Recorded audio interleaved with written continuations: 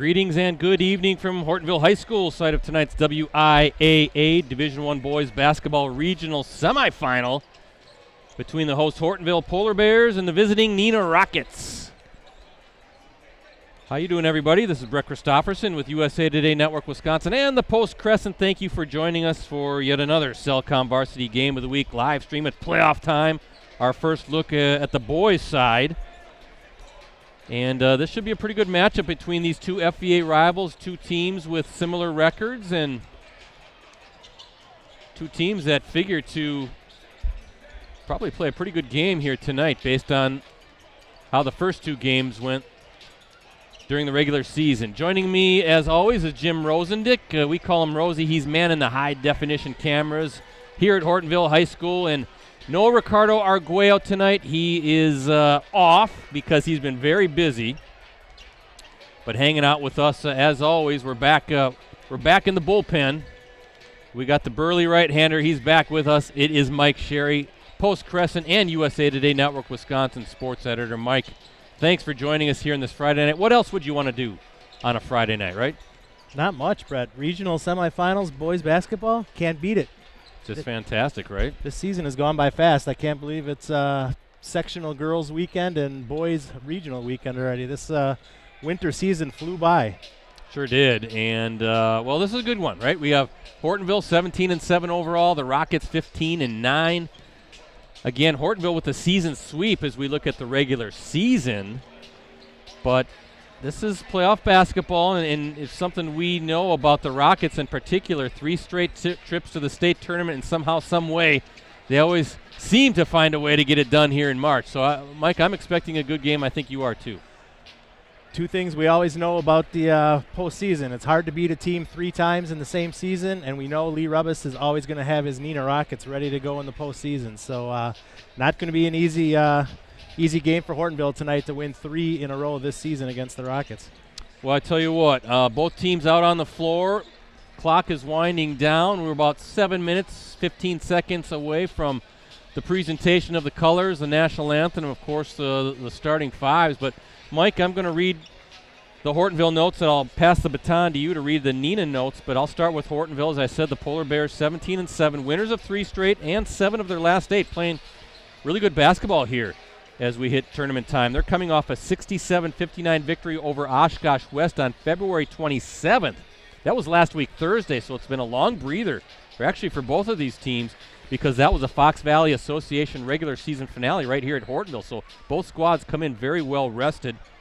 In that one, Ethan Joling had a big night for Hortonville with a game-high 25 points on 11 of 20 shooting. He also finished with 5 rebounds. Alden Rogers added 18 points on 6 of 9 shooting. He knocked down all 3 of his 3-point attempts and also grabbed 8 rebounds. Riley Miller also scored in double figures with 15 points.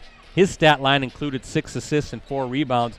Defensively, the Polar Bears came up with 10 steals on the season. Miller, the top scorer at 18.5 points per game. He's shooting 55% overall, 41% from 3-point range, where his 45 triples, that leads the way on the team. And then he's also shooting 74% from the free throw line. Joling is next at an even 18 points.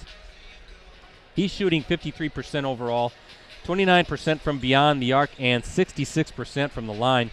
Rogers is third in scoring at 13 points per game. He's shooting 53% overall, 51% from distance, where he has hit 37 triples and shooting a sizzling 85% from the stripe. Joling is averaging a team-high 6.2 rebounds per game. Owen Sipes is next at 4.1 boards. Miller's 3.5 assists per game lead the way in that category. And as a team, Hortonville shooting 52% overall, 40% from 3-point range, and 70% from the free throw line. Opponents, they're shooting 48% overall and 38% from 3-point range. The Polar Bears are out rebounding their opponents. It's a slim margin, but they are out rebounding their opponents 26.1 to 25.6. They're also averaging 9.6 steals. And then as we look at the scoreboard, Hortonville can fill it up. They're averaging 71.7 points per game and allowing 64.8. Mike, it's your turn. How about the 15-9 Neenah Rockets? Thanks, Brett. The Rockets are coming off a 56-44 loss to Appleton North on February 27th in the FVA regular season finale at Neenah High School. That snapped a 4-game winning streak for Neenah. The Rockets struggled offensively as they shot just 30% overall and 22%, 7 of 32, from three-point range in that game.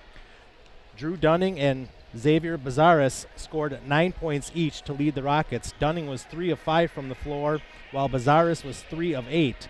Both combined to knock down 5 of Neenah's 7 total three-pointers, with Bazaris going 3 of 7 from three-point range and Dunning 2 for 4. For the season, Luke Young is the Rockets' top scorer at 14.3 points per game. He's shooting 58% overall, 33% from three-point range, and 77% at the line. Joey Dawn is next, averaging 12.3 points per game. He's shooting 44% overall, 34% from beyond the arc, and 76% from the line. Nick Schultz is third in scoring for the Rockets at 10.3 points per game, shooting 42% overall, 38% from distance, and 84% from the free throw line. Schultz and Dawn are tops in three-point makes with 35 and 33 respectively. Young is the leading rebounder for the Rockets at 7.3 per game. Rowan Caper is next at 4.5 boards. Schultz is averaging an even 3 assists per game to lead the way in that category. As a team, Neenah is shooting 48% overall, 34% from three-point range, and 71% from the free throw line. Their opponents are shooting 48% overall and 33% from three-point range. The Rockets are also out-rebounding their opponents 25.9 to 20.9 and averaging 6.2 steals per game. Neenah averages 57.8 points per game and is allowing 52.4 per game. There you have it. Notes for both teams. Winner of this one will take on either fourth-ranked Kaukauna or Appleton West on Saturday. That's tomorrow night. That'll be a WIAA Division I regional final. Site to be determined based on the matchup, of course, and the seed. So if Kaukauna wins, the Ghosts host that game regardless. If Appleton West pulls off the upset, then one of these two teams would host that game tomorrow night. So we'll see how it goes. But again, Mike, Hortonville, 7 of 8, playing good basketball. Matt Hintz has these guys cooking. And a very dangerous team, I would say, come tournament time right now. Yeah, absolutely, Brett. Early in the season, you thought maybe Riley Miller and Ethan Joling were kind of a 1-2 attack, and that's all they had. But as the season's progressed, they've got several other guys who've really stepped up and become key players and key scorers for them. So, expecting a really good game tonight from both teams. Want to thank our season sponsors, Cellcom, Piggly Wiggly, Cooney's Embroidery and Sportswear. Join Cellcom and get an extra line free plus 2 phones on them. They are a Wisconsin-based business helping you stay connected. Visit cellcom.com/save for details. Piggly Wiggly is proud to support Wisconsin high school athletics. As your local grocery store, they're committed to making a difference in the community both on and off the field. Shop local, shop the pig, and get your team, club, or business name out there with Cooney's Embroidery and Sportswear. They customize products specifically to fit their customers' needs. Custom embroidery, screen printing, and graphic design. Cooney's does it all. Visit them online at Cooney'sEmbroideryandSportswear.com. Minute to go here. Both teams, Hortonville, they're all done with their warm-ups. They're coming over to the bench. Neenah will be wrapping up here in a little bit. I want to thank Athletic Director Dan Maliron for getting us good to go here. And we appreciate the hospitality, as always, when we come to Hortonville. Love making our trips to the Ville, as they call it. Great facilities here. We're up in the dance room. We've got the whole place to ourselves. There's no fans around us. We can kind of maneuver as we wish. And it's a nice setup here at Hortonville High School, so we always appreciate it for sure. Nice and quiet up here, Brett. It's almost as if we're not part of the actual gym atmosphere. Well, last time we were here, we were in the bleachers, and that was intense. It was good though. It's always a good atmosphere. Good crowd tonight, but there's still room for you folks if you want to come on out to Hortonville. We still got a few seats for you. Looks like they're going to have the presentation of the colors first, then the national anthem. And then we'll meet the starting fives for both squads as we get ready for this playoff opener for both teams. Again, they've been off for a while. Last week, Thursday, was the last time both of these two teams played. Kind of wonder, Mike, is that a good thing or a bad thing? I guess probably want some rest this time of year, but you might have to knock off a little rust as well. Yeah, I think it goes both ways, Brett. Obviously, if you're banged up, got a little injuries, plus the FBA season is such a grind that, you know, having a few days off is probably a good thing. But I'm sure both these coaches and both these teams are just anxious to get back into action now and, like you said, shake off some rust. There's going to be some, no doubt about it.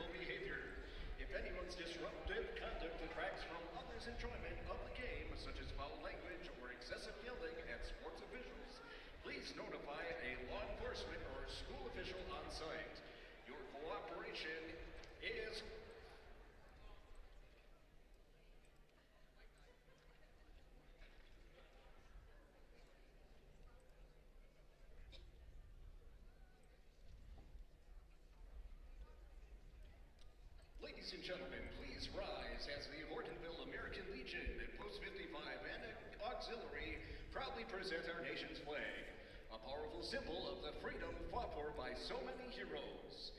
Gentlemen, please remove your hats. Veterans, please salute. And civilians, place your hand over your hearts. Please remain standing until the flags are retired. Fans, please join me as we recognize a moment of silence for Eric Swanson, brother of Hortonville assistant coach Scott Swanson. Eric recently passed away, and we want to keep Scott and the Swanson family in our thoughts and prayers.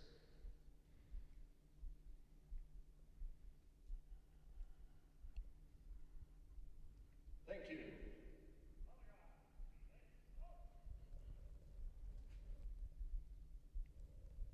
And now, please join me in the performance of the national anthem as we honor those who defend our freedoms. Oh, say, can you see by the dawn's early light what so proudly we hail at the twilight's last gleaming,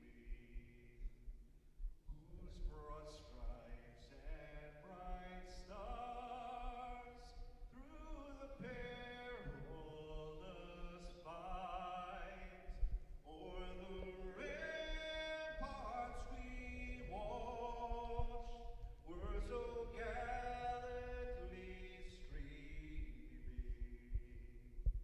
and the rocket's red glare, the bombs bursting in air, gave proof through the night that our flag was still there.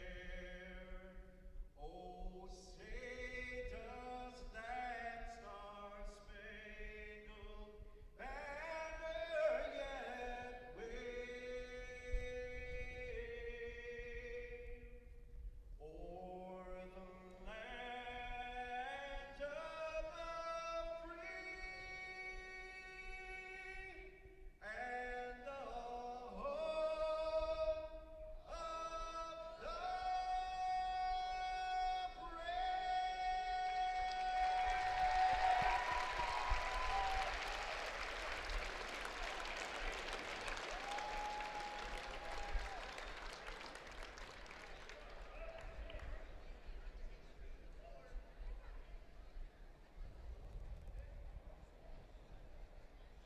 Thank you, American Legion, Post 55 and Auxiliary. Fans, the Hortonville American Legion has dedicated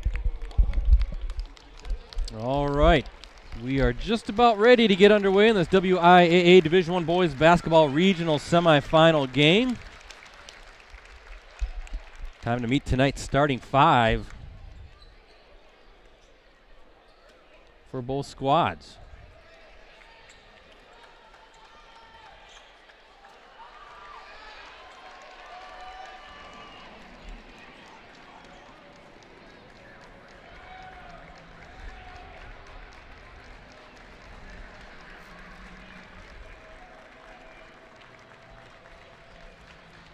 For the Neenah Rockets, starting five for them. A 6'9" junior forward, number 4, Roan Caper. 6'3" senior forward, number 5, Luke Young. A 6-foot junior guard, number 11, Nick Schultz. 6'5" senior guard, number 14, Joey Dawn.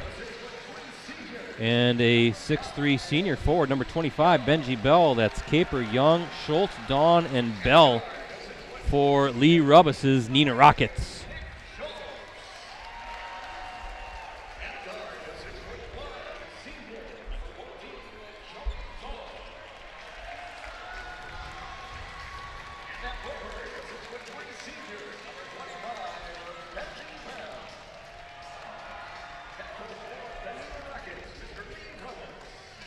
For the home team, Hortonville Polar Bears. Don't have the heights on the programs, but we do have the years. A senior, number 1, Riley Miller. A junior, number 2, Ethan Joling. Senior, number 15, Alden Rogers. A junior, number 21, Aiden Sweeney. And a senior, number 24, Owen Sipes. That's Miller, Joling, Rogers, Sweeney, and Sipes for Matt Hintz's Hortonville Polar Bears.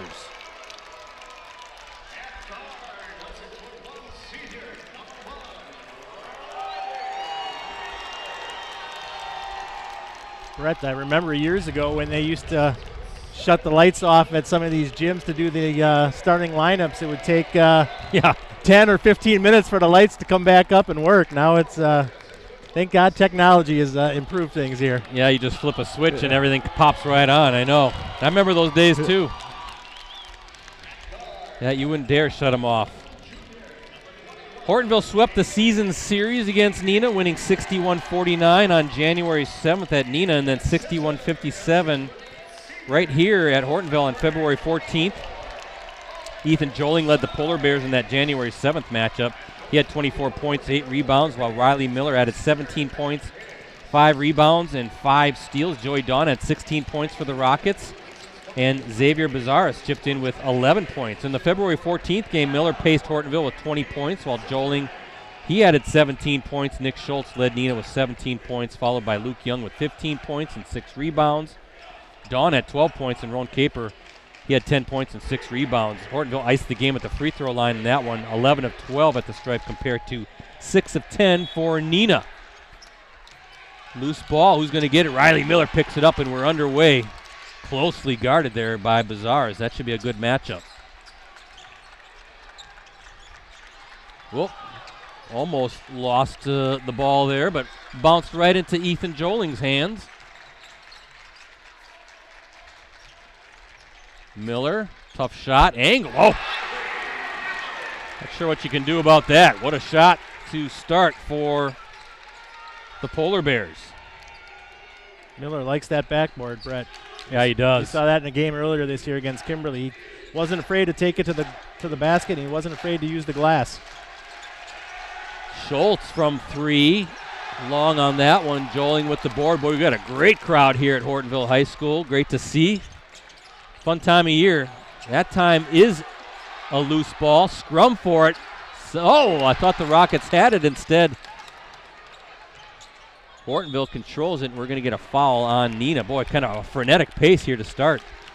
Yeah, you know, sometimes we don't like seeing conference teams play each other this early in the playoffs, but one thing it does do is it gets the crowd into it right away when you're playing a conference rival. Yeah, you kind of wonder, do you want to play a conference rival right away, or do you want to play somebody you haven't seen? As Schultz picks up the loose ball. I think they prefer to not play a conference rival right away, Brett, but hey, you got to play whoever's on your That's right. on your schedule. However, it's all set up, knocked away. I think Miller might have gotten it. Benji Bell, number 25, looked like he was going to pull up for it. And by the way, I misspoke before. That was Bell, number 25, going against Miller off the tip, off the jump.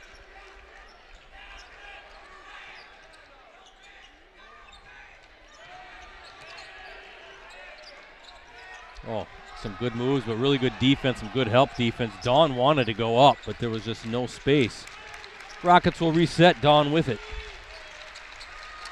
Yeah, it's a good atmosphere here. Oh, tough shot by Schultz. Air ball. And that'll go to Hortonville. So good defense to start, I think, Mike, for the Polar Bears. There's maybe some opportunities, it looks like, that the Rockets want to put up some shots, but just nothing there. Good help defense, good team defense right now early for the Polar Bears. Inside, they wanted to feed Joling. Instead, it was knocked away. Bell, just short on that. Luke Young somehow gets it, and he's fouled. Maybe some jitters. I don't know what's going on here, but it's kind of a little hectic on both sides. Well, you said it's been 8 days since these teams played, so it's knocking a little rust off. So Young will go to the stripe.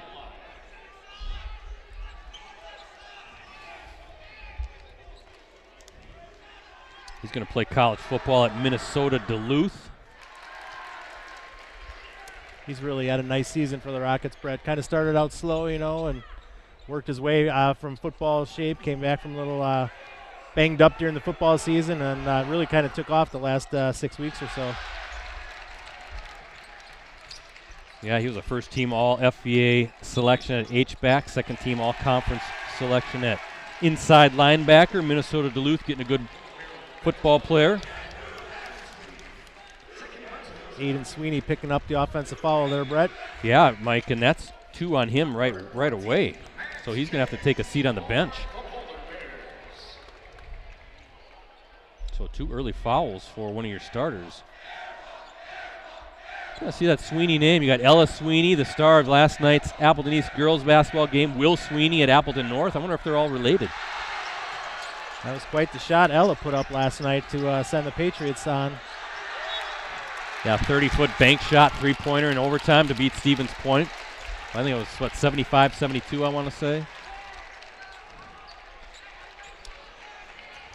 March Madness.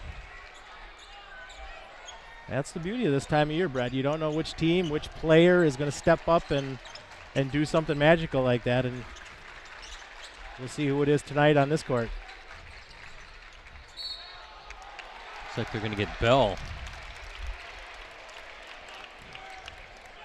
I think Bell was okay if he would have just stood his ground there, but he just, it's so tempting to just kind of reach that arm out like he did and grab that arm, got the foul called. So that sends Rogers to the stripe.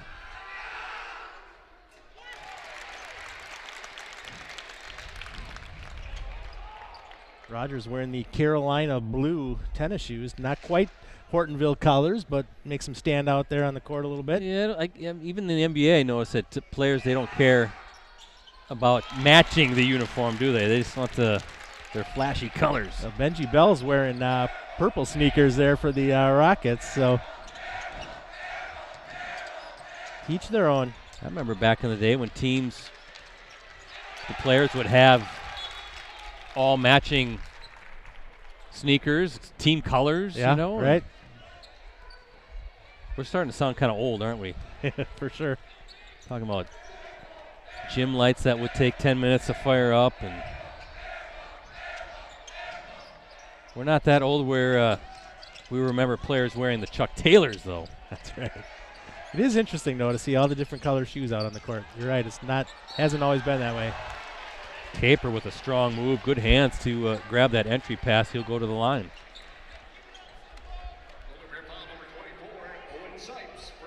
First foul there for Sipes, Brett.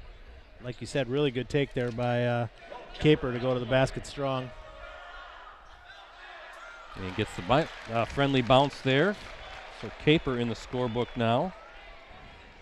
Both of the Rockets' points coming from the free throw line.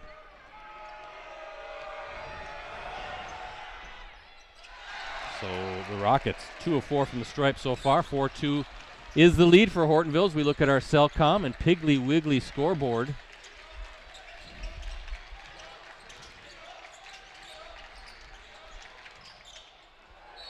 Knocked away, good defense, strong move that was Alden Rogers.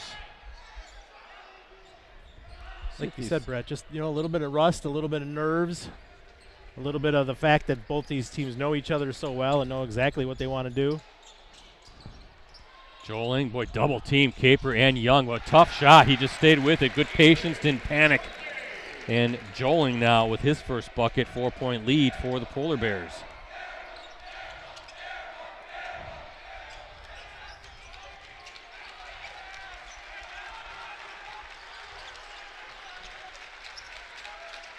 See if these two teams kind of settle in a little bit. Boy, a lot of attention on Luke Young when he got into the paint as well, near turnover. It's a fun matchup between Joling and Young. Well, you know Young's not going to back down from anybody or anything. No, good patience there. Again, didn't panic when he kind of lost control of it. This time, though, there is a turnover. Miller has it, taking it away from Benji Bell. Oh, and a quick crossover. Yeah, and he's got a nice pull-up. Beautiful shot. 4 points for Miller. I see he's committed to Wisconsin Lutheran, Mike, and they're getting a good player. They're getting a real smooth player. Yeah, he's fun to watch. Both ends of the floor, too.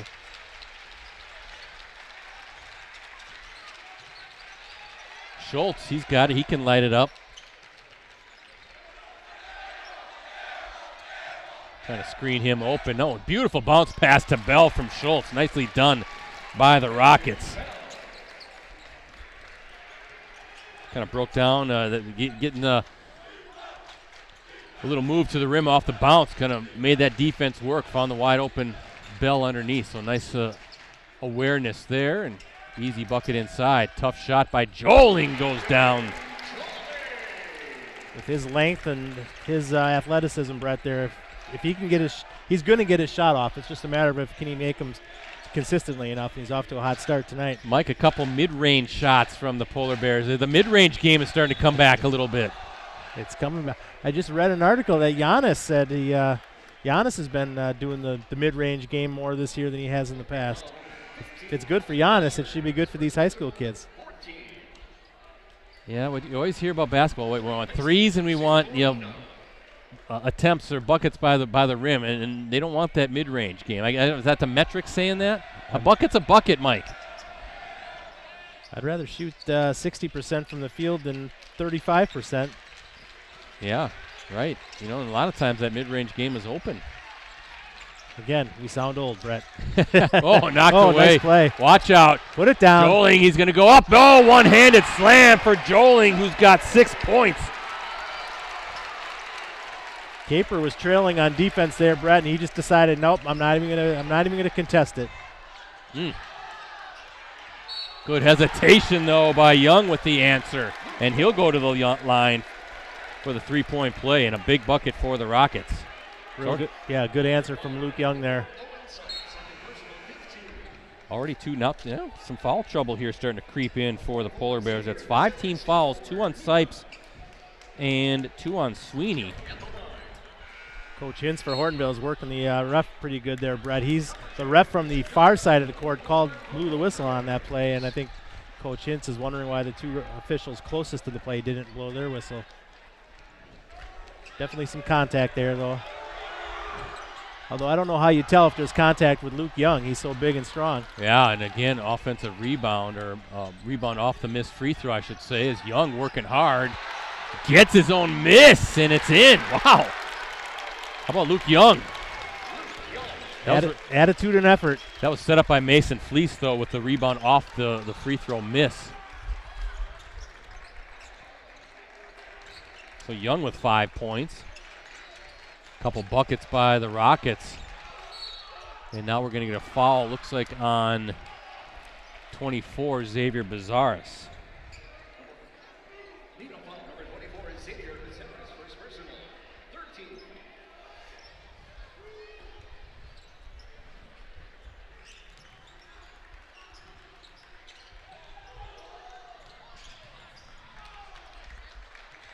Fun start to this one.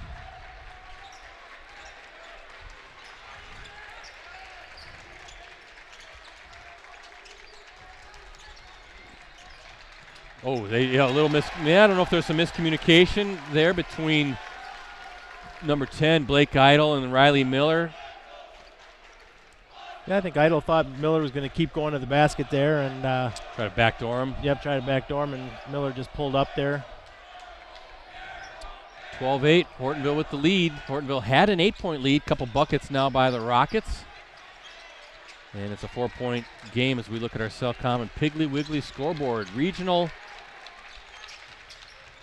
semifinal, Young again getting inside, loose ball. I think we're going to have a tie up there between, is that Fleece and then number 10 again, Blake Idle. Fleece, I remember him earlier this season. He's number 3 for the Rockets, a 6'1" senior guard. Really put together, though, Mike. Strong kid, not afraid to mix it up. He's a kid that can give you some really good minutes, gets you some key rebounds, kind of those hustle points, as it were. Yeah, on that one, Brett, nobody from Hortonville put a body on him. He came from the free throw line down the lane and just went up and got the offensive rebound. Guy's not afraid to set screens, play good defense, and just know his role.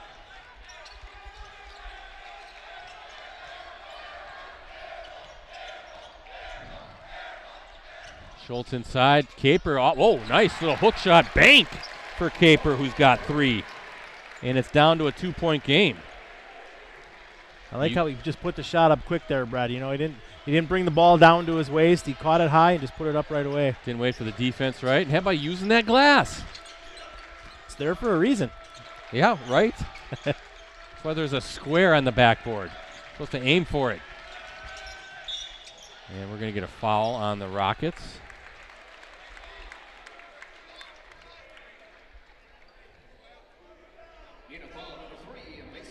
So Fleece will pick up the foul.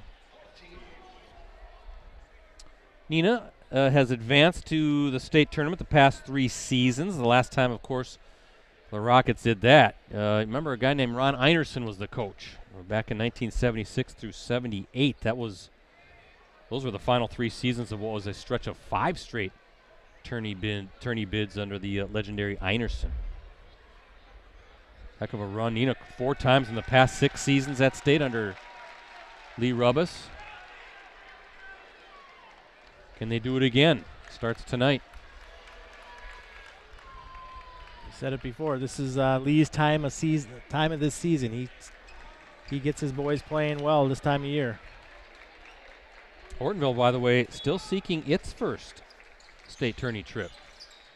Oh, good inbounds play. Joling got open. Nice bounce pass from Alden Rogers, and Joling now, Mike, with 8 points. Yeah, I flashed out of the lane there and then just flashed quick back into the lane and was wide open.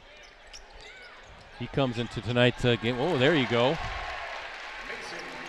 As we were talking before, Fleece with the bucket. And giving Neenah some pretty good minutes here off the bench. I was going to say, Joling, he comes into tonight's action with 900 career points, so he's closing in at that 1,000-point mark. Now make it 908 for the junior. And Fleece now with the rebound. So we're seeing Fleece playing tough defense, getting rebounds, scoring some points, some buckets here. Now Schultz, tough move, and count the basket. And the Rockets now a chance for the 3-point play and to take the lead.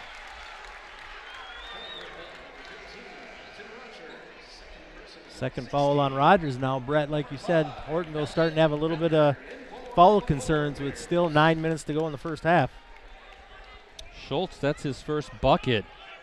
Yeah, Mike, 3 players now with 2 fouls for the Polar Bears. Schultz in just like that. The Rockets at a race.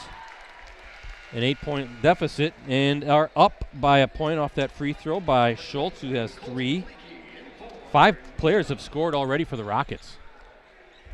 I think it's safe to say the rust and the nerves are probably out now. Now it's just settle in and play ball.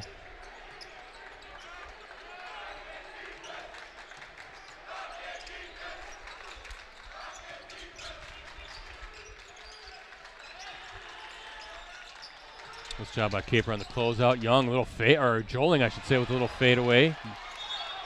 And another foul, Mike. That's team foul number 7.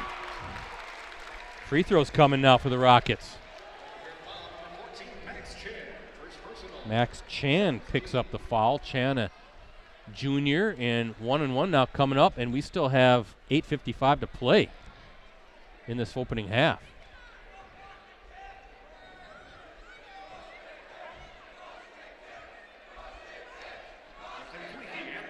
Playing aggressive defense and crashing the boards hard sometimes comes with a cost, Brett. And for Hortonville so far, it's sending Neenah to the line. Colton Fleege at the line, Mike.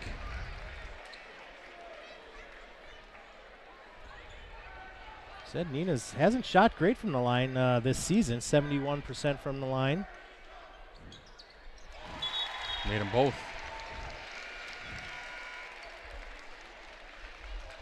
3-point lead now for the Rockets. Rockets already 8 trips to the free throw line, or 8 attempts from the free throw line. And Neenah's getting some nice contributions off the bench already. Yeah, 5 of 8 the Rockets are from the free throw line as I just add up the scorebook again. Neenah, remember, down by 8 not all that long ago. So have outscored the Polar Bears by 11 since. Miller from distance. There's a rebound by Joling, and we're going to get a foul on the floor. Is that going to go against Young? If so, that's going to be his second. Yeah, he hooked Joling there with his arm. Young doesn't think so, but I've never seen anyone agree with a foul call, so why start now? So Young will take a seat with 8:29 remaining in this opening half. Fleece against Miller. Now there's a matchup, huh? And they're going to get Fleece. That's tough because Miller is so quick on the bounce. Gets that defender in a bad situation. Now Fleece with 2, Mike. Yeah, you want to try to stay in front of him with your moving your feet, but Miller's so quick, it's hard to stay in front of him. Fleece found that out. Near turnover, working that baseline. Good kick out and good ball movement. 3-pointer, strong. And Joling, let's see, loose ball. The Polar Bears get it. And what are we going to, another foul? And now the Rockets with 7 fouls. A lot of whistles here tonight. This is FEA from the 1980s, 1990s. So bonus free throws now coming for Riley Miller. He's got 4 points. Hortonville 2 of 2 from the stripe so far tonight. Rogers with both makes.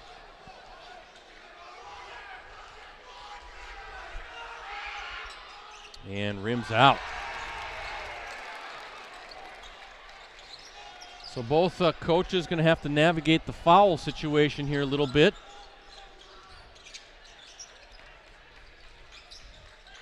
It's easy to do in the first half, Brett, but you get into that midway through the second half and late in the second half, fouls really become a concern. Deep 3 for Schultz. Strong on that one. Rebound is Miller jumping up for that one. With some just good basketball players, good athletes on both of these teams. Look at Miller. Look at him explode to the cup. Wow. 6 now for Miller. He doesn't need much of an opening just to take off. I mean, he has some afterburners on that move. Wow. You're just hoping as a defender, I'm hoping I got some help. Nice bounce pass. And the Rockets will reset near bucket.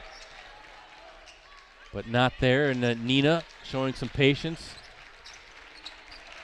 Matthias Charles with it now, and there's Dawn at the top.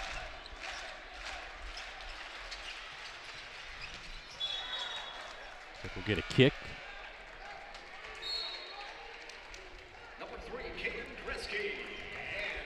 Lee Rubbis has 3 of his starters on the bench right now, Brett, so Neenah struggling a little bit to maybe find some offensive rhythm with 3 starters sitting down right now.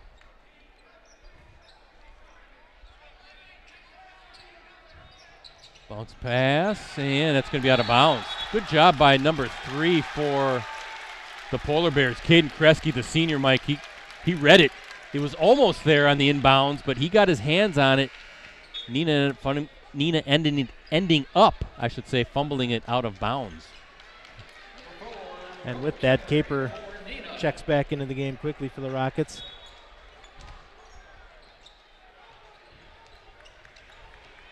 Remember, he had a nice night against Appleton North, Roan Caper. When we streamed the game over at Appleton North, Neenah winning that one.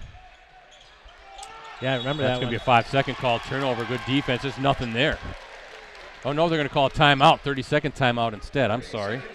Thought they got him for the 5-second call, but the Polar Bears got the timeout instead.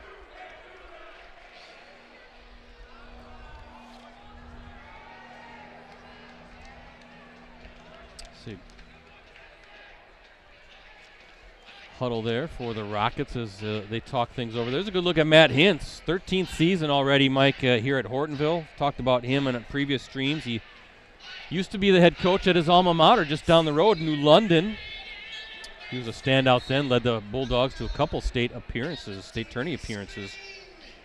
They were state runners-up in 98 and then won the state title Division II in 99. Matt's father, Roy, was the head coach back then. I think Matt's still the program, the New London leading scorer all time, 1,646 points. But done a nice job here in Hortonville. I can't believe it's 13 years already for him here. And Lee Rubbis already in his 10th season with the Rockets. Time flies. Been a few new coaches coming into the FVA in recent years, but it's nice to see these two. Of course, Mike Shallow at Kaukauna have been there a long time now, so nice mix of some of the older coaches and younger coaches. Yeah, Shallow, the dean of the FVA, right? Is it 30 years now at Kaukauna or 30 years overall?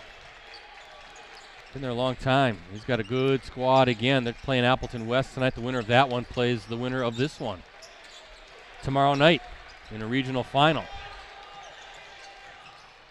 Oh, a little Euro step by Mill. Are you kidding me? I thought that was going to fall. And we're going to get a foul on the Polar Bears, so free throws coming again for Neenah.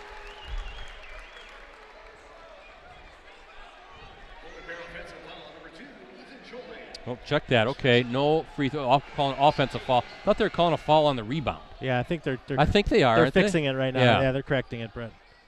So there should be bonus free throws coming for Nick Schultz, it looks like, at the free throw line.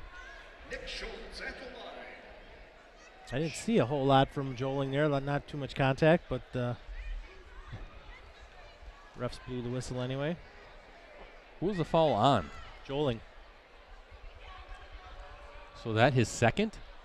Right now on the scoreboard it says his first. But I believe he's got two, according to my book. Or maybe not. Maybe it's just one. Okay.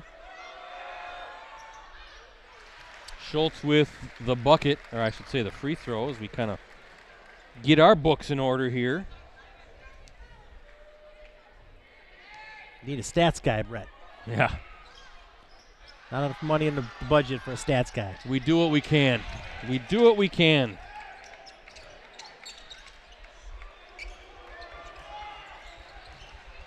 So one foul for Joling. Okay.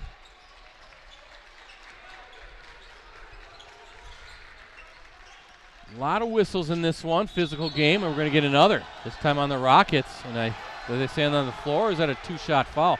You hear the Neenah crowd getting a little antsy. Yeah, they wanted to travel, which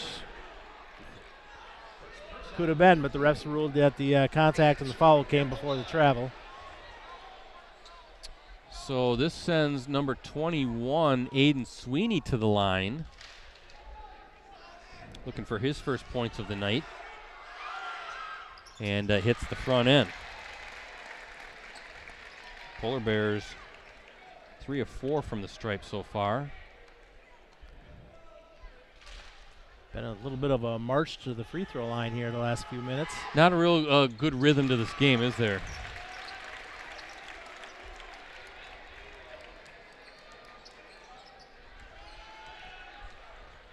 I think the officials are doing a good job, Mike. I think if they don't call some of these, it's going to get a little maybe out of hand because it's physical already. I would agree. So trying to keep it from getting a little too crazy. There's Nick Schultz coming through with a triple from the corner. He's got 7. And a 3-point lead for the Rockets as we look at our Cellcom and Piggly Wiggly scoreboard. A little over 5 minutes remaining in a physical, spirited first half. Joling with a tough baseline move. He's kind of doing the old school stuff, Mike. Some up and unders. And looked like Kevin McHale there with the kind of the drop step and look him up, folks. I was going to say, sorry, dated reference. No, I know, but you know. Look him up. The guy was a master at the little crafty moves along the baseline and the block, and that will stay with the Rockets. Who would be a comp for? Who would be a current comp for Kevin McHale? Are there current NBA guys that know those types of moves? I'm trying to think. I don't think so. Every big man now is shooting threes, so. Tim Duncan used to, the big fundamental, but he's not playing anymore. He used to use the glass real well.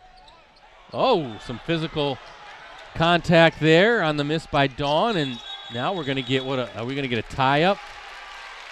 Matthias Charles nearly had control of it for the Rockets, but it was tied up, so possession arrow pointing to Hortonville. Polar Bears looking to grab the lead. You just can't relax out there, Brett. If you got the ball, I mean, both teams, if you got the ball in your hand, there's going to be 1, 2, 3 defenders reaching in on you. Oh, good bounce pass, and Joling using the glass. There you go. 12 points for Joling. And now the Polar Bears with the lead. Joling Division I offers now from Bryant, UW-Milwaukee, and Southern Miss. And I have to think this summer there'll be a few more. Looking very sharp in this one. Fleece trying to back his way in. Little hop. And off the glass. Somehow doesn't go. Caper with the board up. And he'll go to the line. So Caper keeping that possession alive. And that earns him a trip to the line where the Rockets a chance to take the lead. 6'9" Caper. He's used all of his height there to grab that rebound and go. He goes back up strong with it, which is good. No, I've got Rogers. That's Alden Rogers. I've got him for 3 fouls now.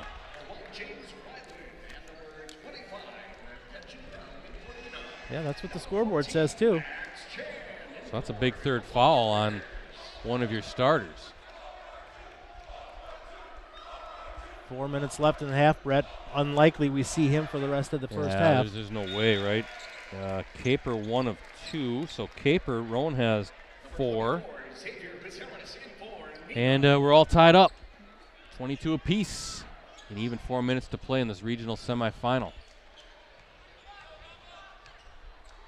I was saying before, we typically don't stream boys or girls regional semifinals. Kind of wait for the playoffs to breathe a little bit as Miller. And off the mark there. Oh, it's saved. That was saved by Caden Kresge, number 3. Now there's bodies all over the place as Miller with it. I think a roller derby match is broken out here at Hortonville tonight. Boy, nice job just playing the gap there because I think Miller thought he had to move inside to the rim, but instead, look at that. How do you stop that? You don't. 14 now for Joling. But again, we usually let the playoffs breathe a little bit, but this is just too good of a matchup to pass up.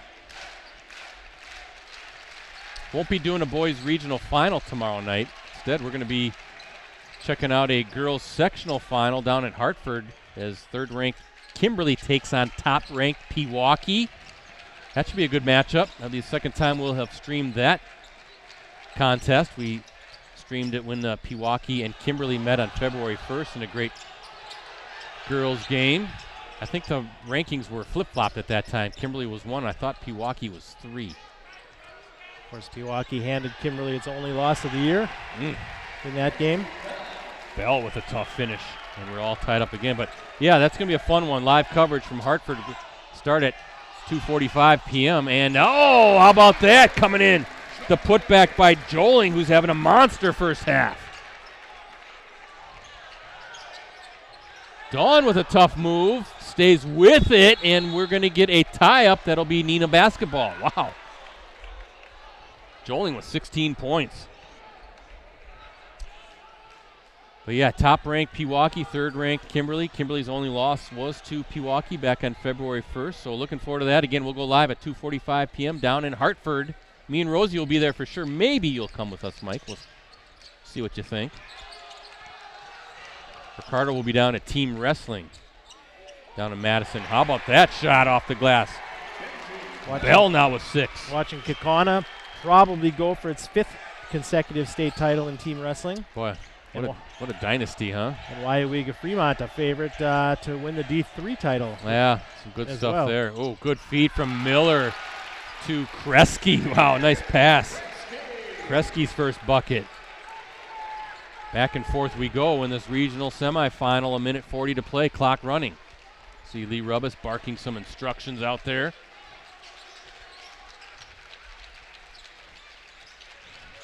It's going to be this way all night, Brett, isn't it? No team's going to really make a big run. Both teams going to play physical, screening hard. Tough defense.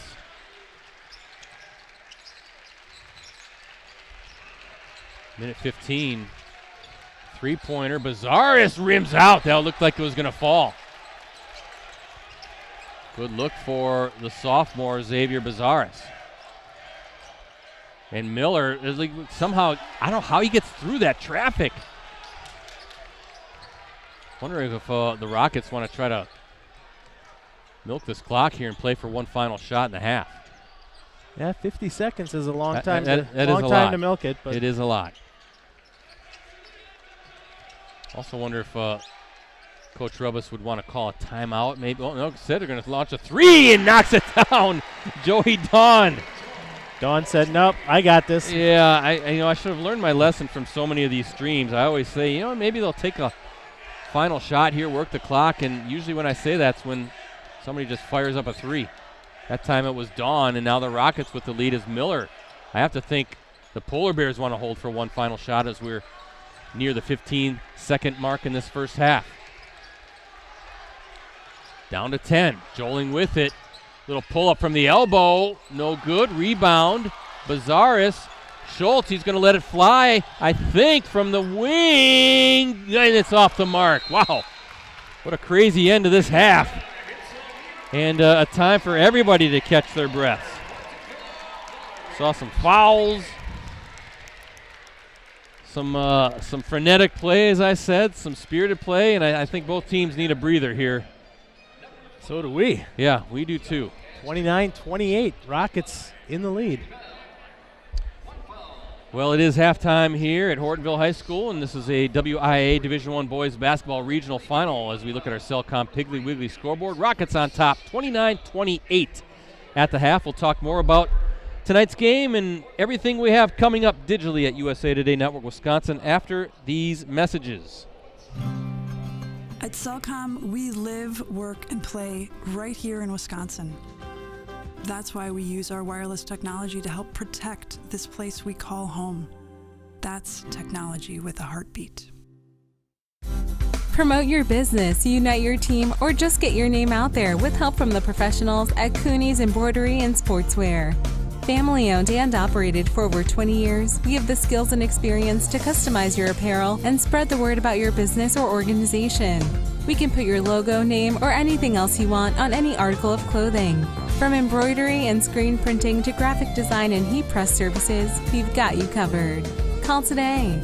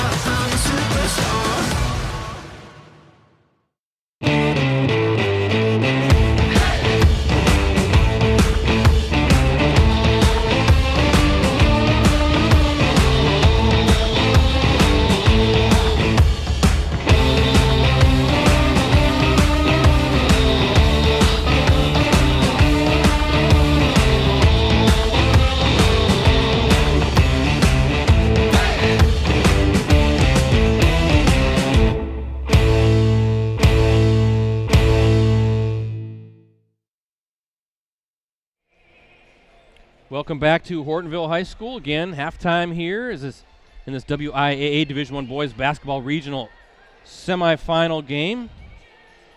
As we look at our Cellcom and Piggly Wiggly scoreboard, the Rockets with the lead over the Polar Bears, 29-28. Very fun first half. Should be a great final 18 minutes here in this second half. I'm Brett Christopherson with USA Today Network Wisconsin. Also joining me is Mike Sherry and Jim Rosandick. And again, I want to thank our sponsors, Cellcom, Piggly Wiggly, and Cooney's Embroidery and Sportswear. Join Cellcom and get an extra line free plus 2 phones on them. They're a Wisconsin-based business helping you stay connected. Visit cellcom.com/save for details. Piggly Wiggly is proud to support Wisconsin high school athletics. As your local grocery store, they're committed to making a difference in the community both on and off the field. Shop local, shop the pig.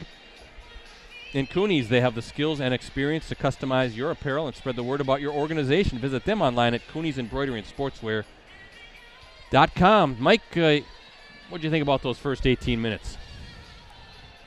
Well, early in the game, Brad, I think, like you said, both teams showed a little signs of rust, showed maybe some jitters a little bit there, but finally got into the rhythm, and defensively, both teams are playing really hard. Fouls are going to be the big thing.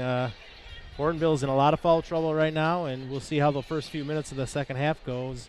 If they can get through those first few minutes without picking up any more careless fouls, then they should be okay the rest of the game. Yeah, Alden Rogers, one of the starters with 3, Sipes with 2, Sweeney with 2, and Joling with 1 I've got, right? So looking at Neenah, though, Fleas with 2, Young with 2. So definitely both coaches will have to kind of figure things out. And it's a physical game, but the officiating I think has been very good and calling it fair on both sides. So yeah, I would agree. Brett, I got an update from Kaukauna. Of course, the winner of tonight's game will play the winner of the Kaukauna-Appleton West game. Looking like that'll be Kaukauna. The Ghosts are up 53-22 at halftime. How about this? Keegan Van Cowenberg hit 8 3-pointers in the first half and scored 30 points. Wow! In the first half for the Ghosts. Who is he gonna break his own record that we just saw a couple weeks ago? He might. Yeah. Although he probably won't see the floor a lot the second half with them having a 31-point halftime lead. But looking like the winner of tonight's game probably headed to Kaukauna tomorrow night. Yeah, I kind of figured that, right? Kaukauna playing good ball. Remember, a couple weeks ago we saw Keegan Van Cowenberg score a single-game program record 56 points against Kimberly. And now he's got 30 halftime points. I have to think that Mike Shallow might, considering there's a game tomorrow night, if you have a pretty substantial lead, you might want to wait and just kind of pull your guys here. So Kimberly up 38-24, Mike, at the half versus Holman. Yeah, I said that to Ricardo. I said, of course, Kimberly had all the situation with the coaching staff and the change. I said, Kimberly might just win a couple games in the regionals and get to the sectionals, which, we see at this time of year. Some of those lower-seeded FBA teams, because they're battle-tested all through the season, they show up in the playoffs and pull off some victories over teams that maybe got the higher seed or the better seed. Yeah, FBA versus the Big Rivers. I think Holman is in the Big Rivers. No, Mississippi Valley. I think maybe that's down by La Crosse. So this is where conference strength of schedule comes into play. And, of course, the FBA, one of the top leagues in the state. I see Little shoot up 26-20 over Two Rivers at halftime. So a good battle for the Mustangs. We're trying to get to tomorrow night where they'll likely play Kiel. And then I also have a score here. Xavier up 41-24 with 17 minutes left. Also hearing Laconia down 28-16. Yeah, Xavier's the one to watch too, Brett. They got the 5 seed, I think, in Division 3, which I thought was low. I thought they deserved to be maybe a 3 or 4 seed at least. Yeah, I agree. So good coach there with Matt Klarner. and I'm sure that was used as motivation too. It was, but some interesting scores so far at halftime, and an interesting one here, Brett. We got 18 minutes to go and a 1-point game, and both these teams obviously don't want their season to end tonight. Yeah, looking at some other Division I regional semifinal games of interest. Superior at Appleton North, Appleton East at Marshfield, Oconomowoc at Fond du Lac, Bayport at Oshkosh North. Kind of looking around games involving FBA teams in Division I. Again, we're back at it tomorrow. Back-to-back games for us, Cellcom Varsity Game of the Week. We're going to be down at Hartford Union High School for a WIAA Division I girls basketball sectional final as third-ranked Kimberly takes on top-ranked Pewaukee. Winner goes to next week's state tournament at the Resch Center in Ashwaubenon. Live coverage from Hartford Union tips off at 2:45 p.m. And you can always access our previous Game of the Week live streams on our USA Today Network Wisconsin websites. You just have to go to the sports section and scroll down until you see the Watch Our Varsity Game of the Week Prep live streams link. Also, don't forget, we have a great deal right now, unlimited digital access to the Post-Crescent, really any of our USA Today Network Wisconsin websites. $1 for 1 month or $45 for 1 year. That gets you full, unlimited access on your desktop, tablet, and mobile devices every day. Just give us a try for even a month. It's just going to cost you $1. But please help play a role in supporting local journalism that you and your community can trust by signing up for a digital subscription today. Find more information on any of our websites. First half scoring for the Rockets. I have Fleece with 2, Caper with 4, Young with 5, Schultz with 7, Dawn with 3, Fleege with 2, and Bell with 6. For the Polar Bears, Miller with 6, Joling with a game-high 16, Kresge with 2, Rogers with 2, Sweeney with 2. Brett, Oshkosh North and Bayport tied at halftime, 31-31. Oshkosh North, Mike, in that sectional that has De Pere, and we thought if there's any team that could maybe derail De Pere's chances to get back to Madison, it could be Oshkosh North. Spartans were playing some pretty good basketball here down the stretch. Zay Mitchell, 12 points in the first half for the Spartans, but apparently in foul trouble. He played the last 14 and a half minutes with 2 fouls. Bayport only made 5 baskets in the first half, but made 15 free throws in that game. So, love this time of year. You just never – so much fun to watch the scoreboard and just see who's pulling off surprises, who's winning when you expect them to. Yeah, you just never know, right? You never know. And big-time crowd here at Hortonville High School, bringing the energy. 2 FVA teams going at it. Hortonville, again, with the regular season sweep, winning both games. Yeah, this one almost has like a sectional semifinal feel to it, not a regional semifinal. And I think that's, both crowds, both student sections are into this one. Of course, being FVA rivals helps.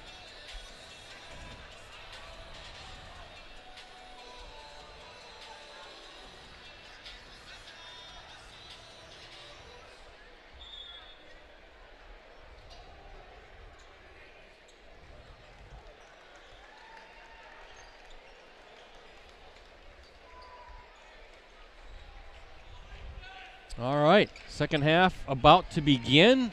Hortonville will open with the ball. 18 minutes to see who moves on to tomorrow night's regional final. Looking like it'll be against Kaukauna. Kaukauna up big on Appleton West. Tough move against Caper, and that's a good start for the Polar Bears as Owen Sipes gets one to fall. And Sipes, that's his first bucket, and maybe that was a little emphasis in the halftime. He's a good player, Mike. Get him some touches in the post. Yeah, that clearly was a design play coming out of the halftime locker room.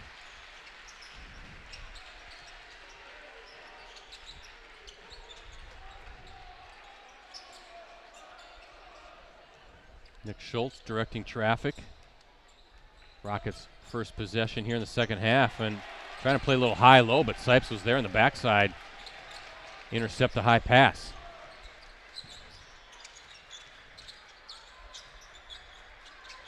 Joling going to fire it from 3. Ooh, off the mark there. And Neenah ball. Most of his success in the first half, Brett, was from 10 feet and in, so kind of took that long shot there. A couple guys Neenah wishes it had probably. Cal Juckham, he was lost to a knee injury against Hortonville back on January 7th. Key guy. Just really good with the basketball. He had a 23-8 assist-to-turnover ratio when he went down. So good ball handler and a leader. So that's definitely a miss for the Rockets. And of course Grant Dean, right, Mike? Great football player who was so instrumental in helping the Rockets to a couple state berths when he was on the roster, and he enrolled early to go get ready for his football career down at the University of Wisconsin. So tough losses when you think about Lee Rubis in constructing this roster. Of course, Dean, what was he, the FVA's offensive and defensive player of the year this past fall. Yeah, he gave them some good minutes last year towards the end of the season, especially on the defensive end of the court, Brett. You know, he's just that pesky defensive player. And how about that bounce pass from Joling to Sipes on the run out to the rim. And Sipes with a couple buckets here to open the second half. Yeah, those are key guys that you, and losing Juckham obviously had to kind of configure the rotations a bit.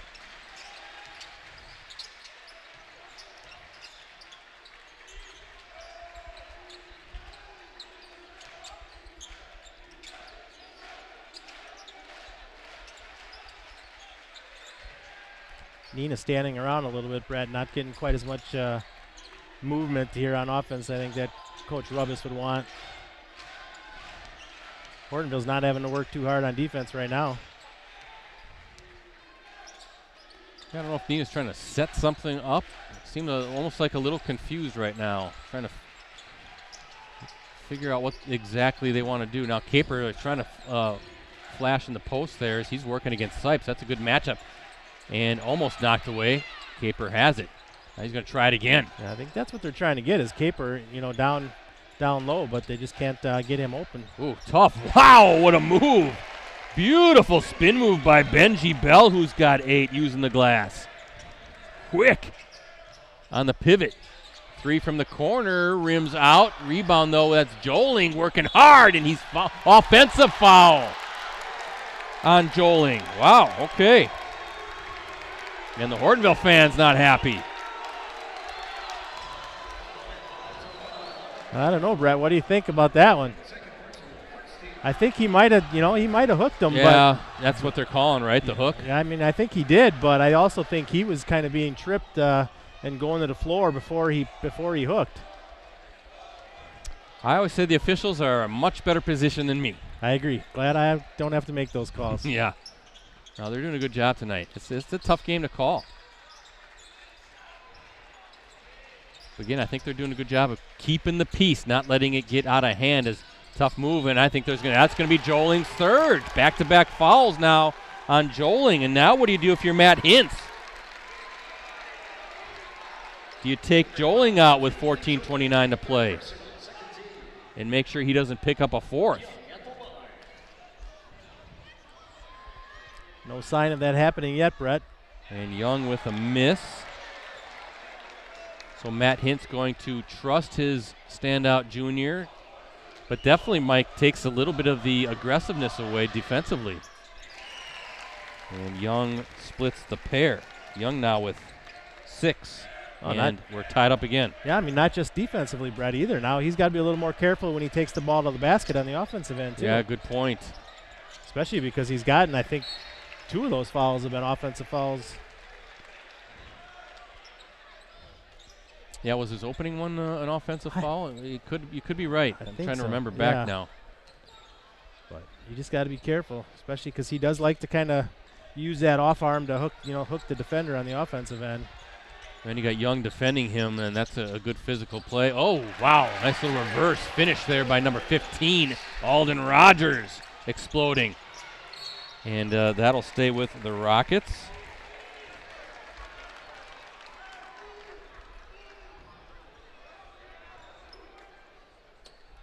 $8 points, is that the biggest lead tonight for either team, Brett? Yeah, first half lead for Hortonville. It's been pretty much between 2 and 5 points ever since then. Feels like it's going to come down to the end for sure. Caper, that's there if he wants it. I thought maybe he'd pull up from 15, but Rockets will reset. And it looks like now zone defense for the Polar Bears, maybe to protect Joling, but good find inside, and Young, the bucket and the foul.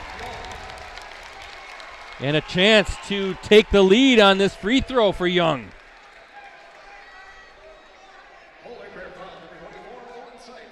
And Sipes picks up his third, Mike. So Rogers, Joling, and Sipes all with 3 personal fouls missed by Young, so we'll stay tied at 34 apiece. A lot of free throws missed for the Rockets here. Yeah, we talked about it at halftime, Brett, how these first few minutes would go as far as fouls for Hortonville, and it hasn't gone well. Sipes and Joling staying in the game. Joling with the basketball, and it's a turnover. I don't know, some miscommunication there. A little frustration right now. Doesn't look like he wants to, but if I was Coach Hintz, maybe take a timeout here quick and just kind of settle everybody down. But playing that zone, well, they're going to stay in the zone? What are they doing here? They're mad now. Yep. Thought maybe they'd stay in that zone to try to protect Joling, as Young going right at him. As he should. And Bell off the glass, nope. Rebound, Caper off the glass. So second chance points for the Rockets. And Caper now with 6. And we look at our Cellcom Piggly Wiggly scoreboard. Rockets up 2 with 12:40 to play. I don't care what anybody says. There's no doubt subconsciously, Mike, you're playing a little bit more careful with those 3 fouls. Well, Got to take some of the aggressiveness away. I agree. You have to. Fitz Miller can get going. Oh, knocked away by Caper. Miller was going up for the mid-range pull-up, but Caper with that 6'9" frame, swatting it away.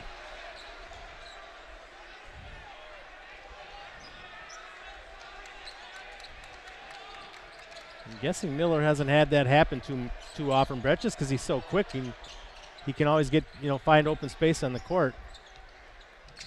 Again, Wisconsin Lutheran getting a good player in Riley Miller. I think Wisconsin Lutheran won its conference this past season, too.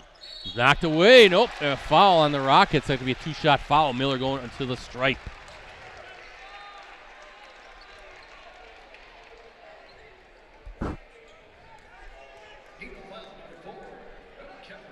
So Caper with his second. And Riley Miller 0 for 1. He's only got 6 points. And he's a kid, Mike, that can just explode and get red hot. Next thing you know, he's got like 8 quick points here, and a guy that can really be a spark plug, and a guy that can carry his team on his shoulders if need be. He's an excellent ball player, and makes those 2 free throws look easy. So he's got 8 first points of the second half, and again, all tied up at 36 apiece. Back into his zone.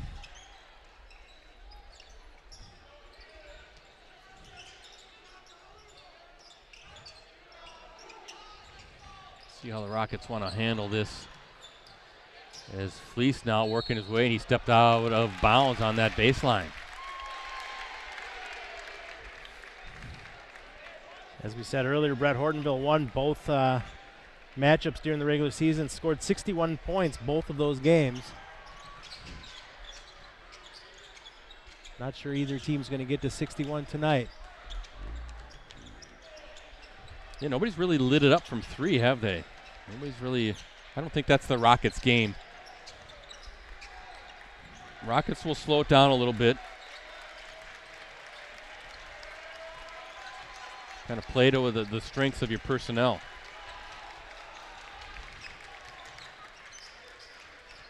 Rogers about 8-foot shot there. Caper with the rebound. That was a good look by Alden Rogers. He'll take that every time. Just a little too strong on the shot.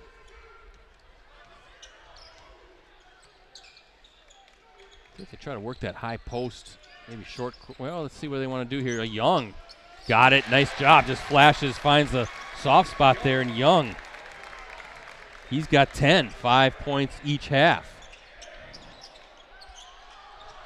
No good there. Caper's starting to get some boards.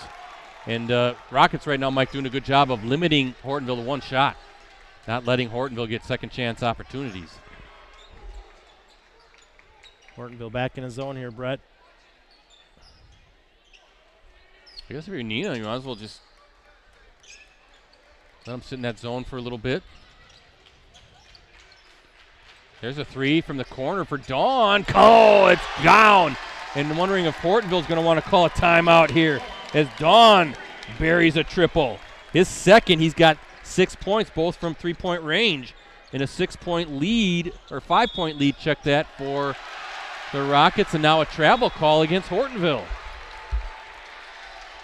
I think these fouls have certainly taken Hortonville out of its game a little bit, Mike. Yeah, taking the aggressiveness away on both ends of the floor, because even when they're playing zone on defense to try to avoid fouls, but they're not working very hard on the zone. Now they pick up the pressure full court. Yeah, that's a good observation, Mike. Not real active in that zone is right. Good job to break that press. Little shot fake.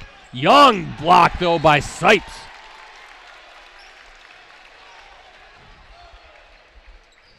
We've talked about it previously, Brett, in other games. Just because you're playing zone doesn't mean you don't have to work hard on defense. Yeah, it plays a good zone, good 2-3s, little shoot. That's kind of become a staple of its program. Taking it to the rack is Fleece. And he's got 4, and I think are we going to get a time? Nope, Matt Hintz is going to say play on, but his team now down 7. Off the glass, no good. Young with a rebound, and the Rockets on the run, looking to add to this lead. Young fouled on the floor. He just went to the rim and said, "Stop me."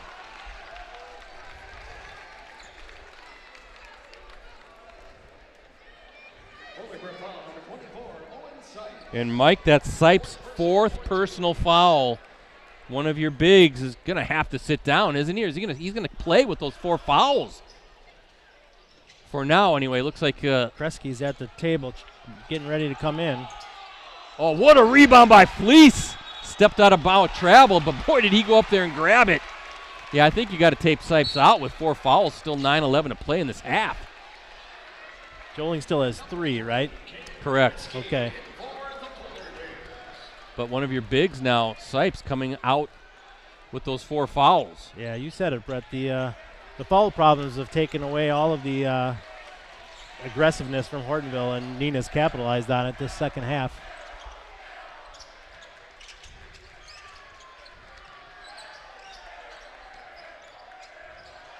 Loose ball. Fleece against Miller. They're going to call Fleece there, and that'll be his 3rd.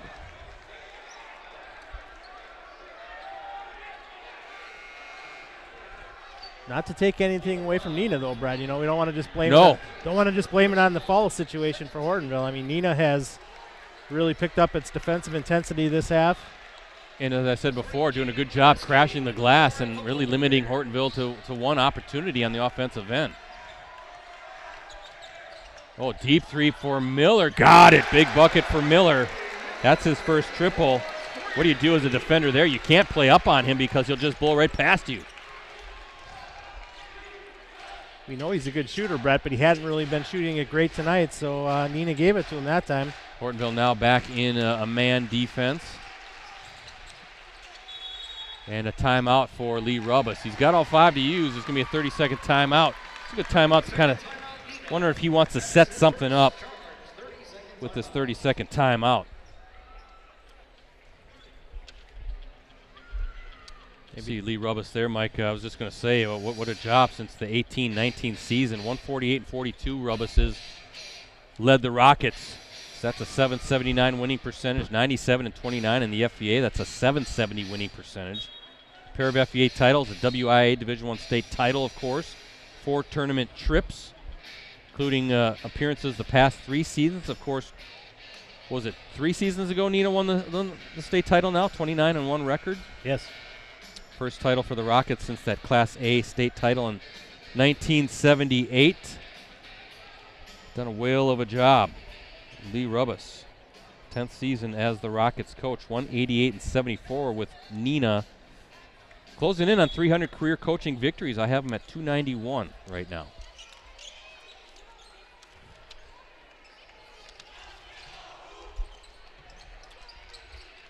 Well, let's see how the Rockets come out of this 30-second timeout in just attack mode, and he just took – that was Luke Young, Mike, going right after Joling in those 3 fouls. And just a strong move by Young, who's having a big game. Yeah, not sure if that's what they drew up in the timeout there, Brett, but clearly Young said, I'm going to take it to the rack, and either you got to follow me or I'm going to get my shot off. 12 points now for Young, 7 this half. And Caper quickly checking in as the Rockets are up 6. 7:59 to play as we look at our Cellcom and Piggly Wiggly scoreboard. Both of these teams, I believe, were, nice move. And Miller, I'm telling you, he's a kid that can get red hot here. He's got 7 this half, 13 for the night. And he's maybe starting to try to put his team on his shoulders. Now he's going to spot up from 3. Go! And it doesn't fall. Rebound. Another opportunity. Joling will go to the line. They couldn't get it to fall. That was also Kresge, number 3, with the board. But Joling is fouled. He'll shoot 2. And I think that one's on Caper. That's his 3rd.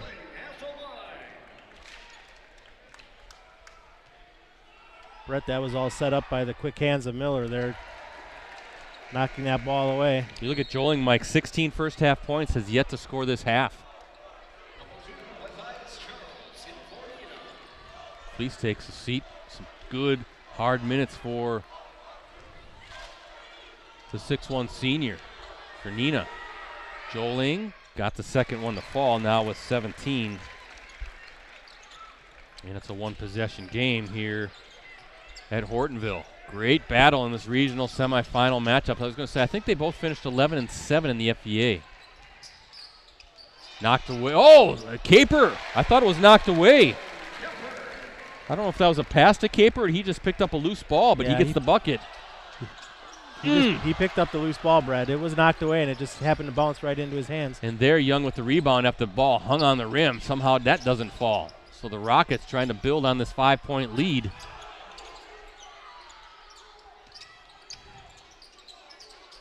And now Hortonville kind of looking to trap a little bit.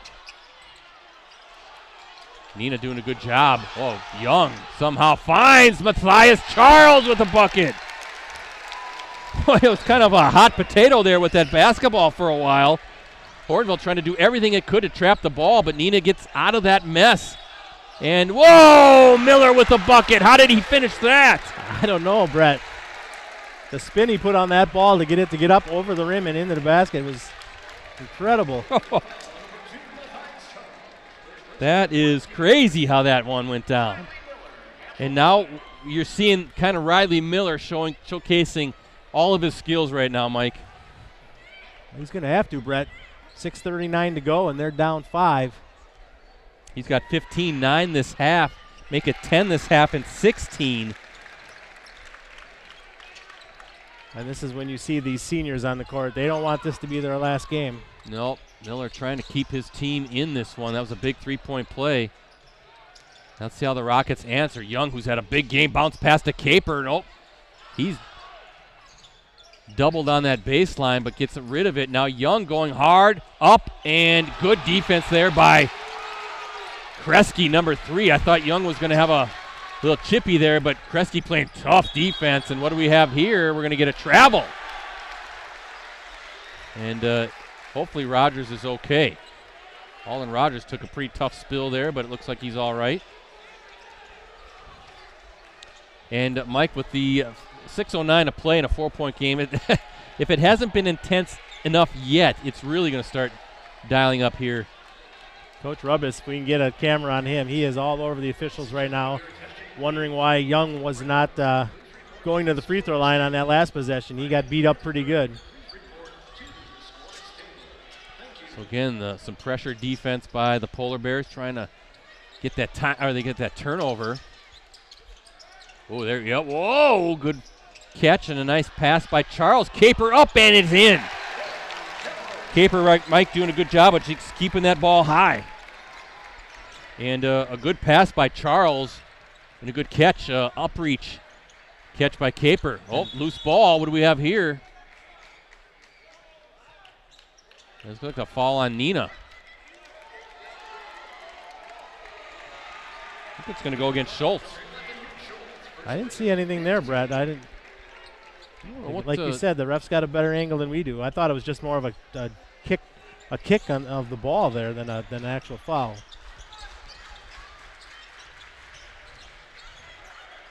Miller, whoa. Oh, wow, how did that get through to Joling? I thought that was going to be a turnover. An unintended cross-court pass. Yeah, right. Rogers working against Charles. Good matchup there. Good defense by Charles as Rogers has to reset. Now Joling with it. But what a game. Yeah, Brett, Neenah's defense this half has really stepped up. Yeah, good team defense. Joling going to fire it from 3. And Caper, what are we going to say here? Boy, and it's going to go to Neenah. Some physical play on that rebound, Mike, but they're letting that go. You can see the Hortonville fans wanting a foul called. Well, Neenah fans want a foul call too. Yeah, both fans getting angry. Both sides are getting angry. This game's getting a little physical, Brad. You talked about it. I think the refs, by and large, have been doing a really good job tonight, but it is starting to get a little chippy, a little physical out there. Yeah, and it's going to get tougher to call, I think, too.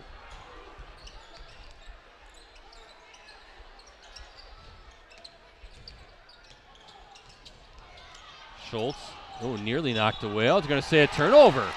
Schultz can't believe it. And I think we're going to get a timeout. This is a good timeout by Matt Hintz. It's going to be a full timeout. Time to regroup, right? Catch your breath. I think Matt Hintz recognizing, hey, we got to just take a deep breath here and calm this game down a little bit and maybe set up a good play, get an easy bucket. Coach Rubbis still hasn't entered the huddle for Neenah yet there. He's working, going from one ref to the next here. Well, he's got some good assistant coaches there that are kind of taking things over. Exactly. Again, we'll be back at it tomorrow for another Cellcom Varsity Game of the Week live stream, a girls sectional championship game, Division I. It's third-ranked Neenah, top-ranked Pewaukee. We're going to be down at Hartford Union. Me and Rosie will be down there for sure. And Ricardo will be at Team State, so he won't be there. So, Mike, if you want to hang out with us, you're more than welcome. 2 days in a row with you guys? But it's good basketball, though. It is good basketball. We'll see. I've got a lot of job duties, Brett, and I've got other duties. So we'll see if I can fit that in. You're the hardest working guy I know. Oh, that's a lie. But thanks for saying it anyway. Looking at Kimberly, according to Julie Hart just on our chat, 80-60 over Holman. Again, I'm not that surprised, Brett. We see that from FVA teams usually early in the playoffs, pull off some of those surprises. And again, FVA, right? The strength of that conference. And when I say surprise, I mean based on where these teams are seated, not necessarily. I have no disrespect to Holman. Haven't seen them play, but I'm not surprised at all that Kimberly went over there and won that game. I mean, they got some good athletes, and down the stretch they had been playing some good ball. Then kind of it unraveled a little bit. Then the coaching change, but some time off, and yeah, that's kind of a scary team. A team that could make a run. Oh, that was a good look by Kresge. Just couldn't get it to drop. And Rockets up 6, under 4.5 to play. Fine inside. Fleece, the reverse. Caper, though, with a rebound, and nope, knocked away. And that's going to be a foul on Dawn, and that'll be team foul number 6. Yeah, I don't think he fouled intentionally there, Brett, but it was a good foul. Slow that fast breakdown of Hortonville. Well, it's official, Brett. The winner of this game tonight will play Kaukauna. The Ghosts take down the Terrors of Appleton West 94-58. Okay. So Kaukauna will host that game. That'll be a regional championship. Miller short and Young with the rebound. Kaukauna will be the prohibitive favorite, but you never know. You're playing the FVA in a third time, right? Third time you'll be seeing one of these two teams. Well, we're seeing it tonight. Hortonville won the first 2 matchups, and now Neenah's giving them everything they can handle. And both of these teams, whoever wins this one, will be very well coached and prepared to take on Kaukauna. You just never know. Kaukauna's been playing so good, though. And they've got a deep, talented roster. That's going to be on Miller. That's his first. Yeah, when we saw them in that game against Kimberly, they scored, 98 points, and that's where Keegan Van Cowlenberg had a school record 56 points. I think I even said it on the stream. They look like a well-oiled machine. They just were really humming offensively. And I agree. They can hit triples. They've got size, length, athleticism, skill. They really have the whole package. And I know the Kaukauna faithful thinking trip to Madison is a very real possibility this season. Yeah, well, they are one of the 4 number 1 seeds in Division I, so you'd expect them to get there. Mike, that's Sipes' 5th. He's out. That's his 5th foul. Wow, he falls out of the game. That is a big blow. That's your senior. A senior starter with his length. Good ball player, and he picks up his 5th with 3:32 to play in the game.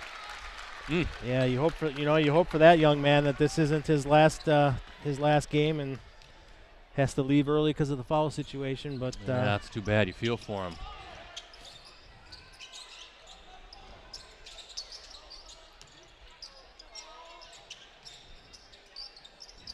Trying to think of good. Whoa! Somehow Charles picks it up. We're going to get a timeout. You can see Lee Rubbis running down the sideline to the official calling for a 30-second timeout as Charles was having a little bit of a hard time securing that pass. So another timeout here. But yeah, definitely a big loss with Sipes picking up his 5th. Sipes exits with 4 points, both this half or all this half, the 2 buckets. Another nice pass there by Young, Brett, tonight. I've been so impressed with Young tonight. He's, handled the ball a little bit more than you'd expect him to. He's done a really good job on those entry passes from the free throw line. He's been a lot of the offense has really run through Young tonight.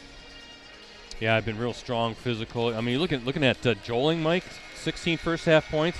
He's just got the 1 free throw. He hasn't made a bucket yet this second half. Yeah, like you said, we talked about it, that when he got those foul situation, he kind of, I don't want to say lost aggressiveness, but you could just sense that he was kind of playing differently this second half. Yeah, so see if he can get going here in this second half or these last few minutes. Of course, Neenah playing some good defense as well. We're going to get another timeout as Lee Rupp is quickly burning another one.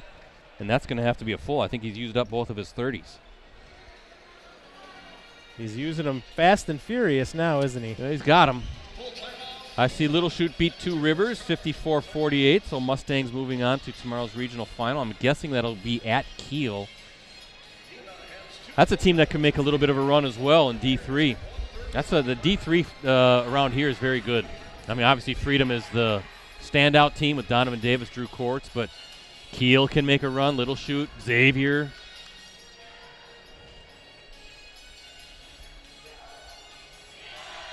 Good look at Matt Hintz again. Great job he's done here.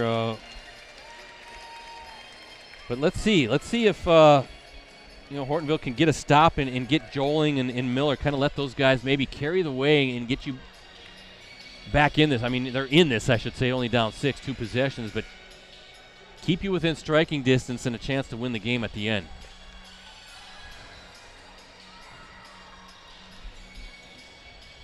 They're playing the music from the Hoosiers, from the Hoosiers movie. That movie's been in the news a lot lately, of course, with Gene Hackman. And yeah, great movie. Yep, I watch that every March. Oh, that's going to be a foul on Aiden Sweeney, I should say. And that's team foul number 7. So free throws now coming for Benji Bell, the 6'3" senior forward for the Rockets. 1-and-1 right here. And that's a big front end. 3:13 to go, Brett. I mean, that's an eternity. So you don't have to panic if you're Hortonville, but but it's getting to be danger zone. But it is getting to be exactly what I was going to say. I mean, you can't. 3-possession game now. Bell with 9. Oh, and that's a good take by Alden Rogers, and he'll go to the line, and that's a 2-shot foul regardless, but that's also team foul number 7. So free throws for both teams, the final 3 minutes and 4 seconds of this one.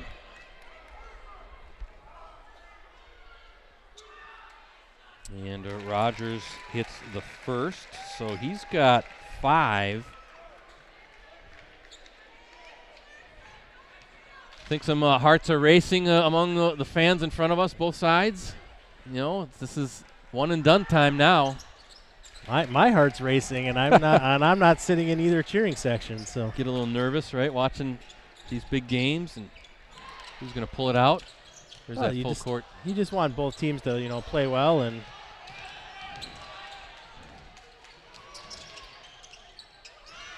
Good job by the Rockets. Good ball movement, and that's Dawn with the finish. Good job breaking that press. Yeah, good pass by Charles there. I thought he was going to take the shot, and he passed it up for a better one. Tough take. Oh, Joling with the board, and it's a big basket and a foul. Joling, his first bucket of the second half, is a big one. Charles picks up the foul. And now Joling with a chance at a three-point play. Yeah, that's what you can't do if you're Neenah, Brett, is give up those offensive rebounds and then foul on the shot as well. Xavier wins 74-55. And good job by Joling, the three-point play. So he's got an even 20 points on the night. And just like that, a 4-point game with 2.5 to play. Young, he's just going to take it up, and no resistance as Young attacking the glass. And a bucket. And now Young, and here we go to Schultz, and it's good, and a couple of big buckets for the Rockets. Wow, what a 15-second span there for Young. Basket, a rebound, an assist. Miss. And we're going to get a foul, and that'll send, who's going to the stripe? It looks like number 14, Max Chan. Neenah foul on number 14, Joey Tom, second personal. 19, Max Chan at the line.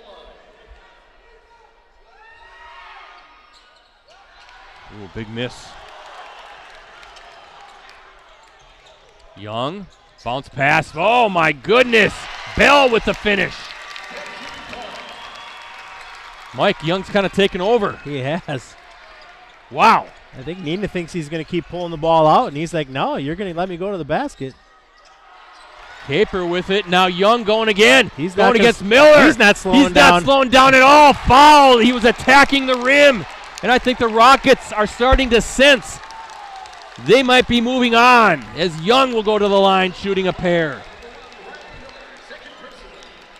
Shouldn't be surprised, Brett. He only knows how to play one way, right? That's full speed and head down, whether he's on the football field or the basketball court.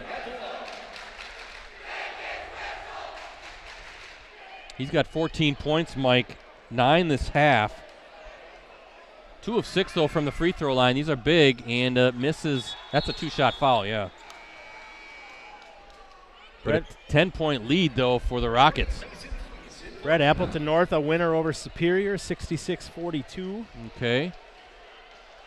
Watch out for the Lightning, too. I mean, they've got a ton of talent. They have, sure. And they can, when they hit that three-point shot, everybody can hit threes. It seems like, boy, they are very dangerous.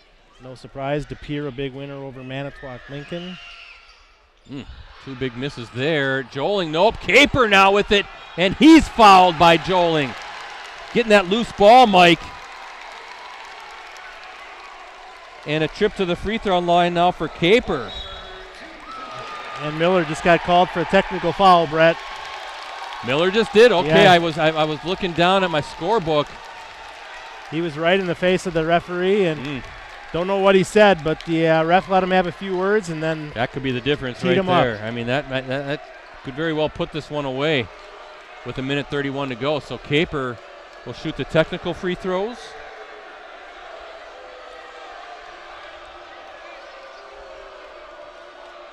Let's see Coach Hintz talking to the official, wanting some explanation as to what happened.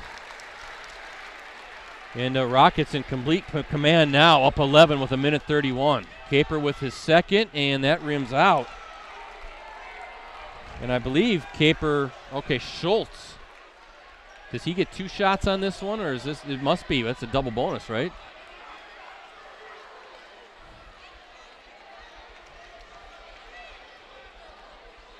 No, it must be Schultz shooting the techs, right?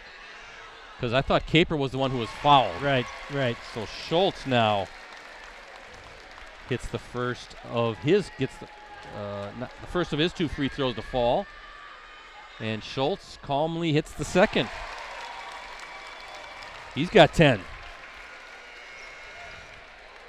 And Neenah will get the ball as well, Brett, after the technical. So every loose ball, every rebound just seems like Neenah's been first to the ball this half. And, of course, Neenah also with the ball. So they hit 3 free throws and get the ball after the technical. Instead, it's knocked away. Guess who? Miller gets it.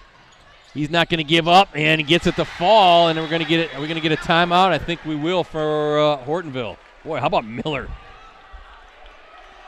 He did not give up on that inbounds at all, and then hits a tough shot. Yeah, I don't know how he got that shot off. He's only 6 foot tall, but he's a good player. He sure is. Maybe he hasn't had his best game tonight, but I think he'd probably agree with us. But still time to be a difference maker in this game. Yeah, Miller, he reached the 1,000 point mark for his career earlier this season. He came into tonight 1,166 career points. So congratulations to Riley Miller. Going to play at the next level at Wisconsin Lutheran. 11-point lead for the Rockets, 1:25 to go.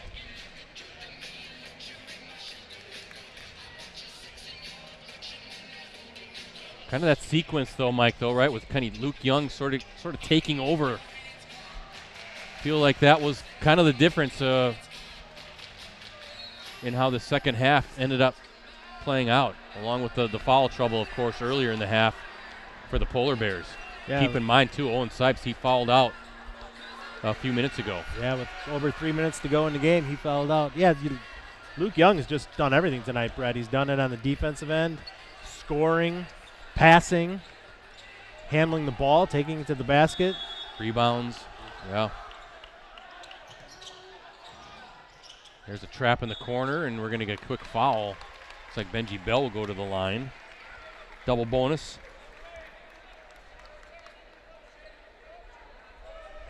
Yeah, I think Neenah's going to shoot a lot of free throws in the next 124, Brett. If they can make them, they'll ice this game pretty easily. Benji Bell at the line. Well, let's see. Benji Bell. And can't get that one to fall. So free throw shooting's definitely been a struggle, though, for the Rockets tonight.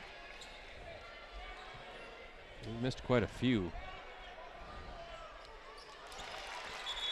I have 12 misses.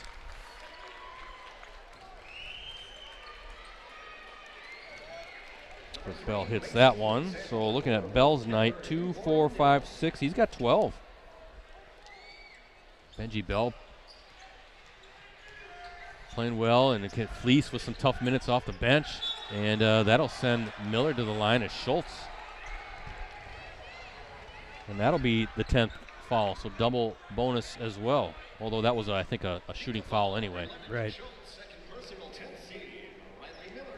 Schultz came down with the hand, thought he got all ball, but the ref didn't see it that way.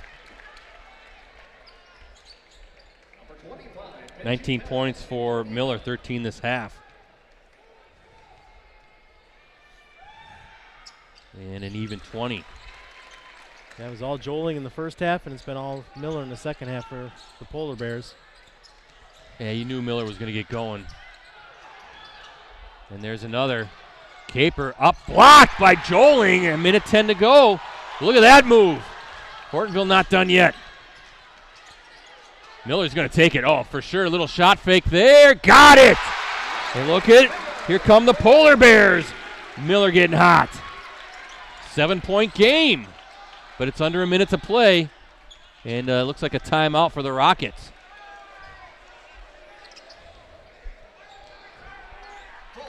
Hortonville keeping it interesting here, Brett, for sure.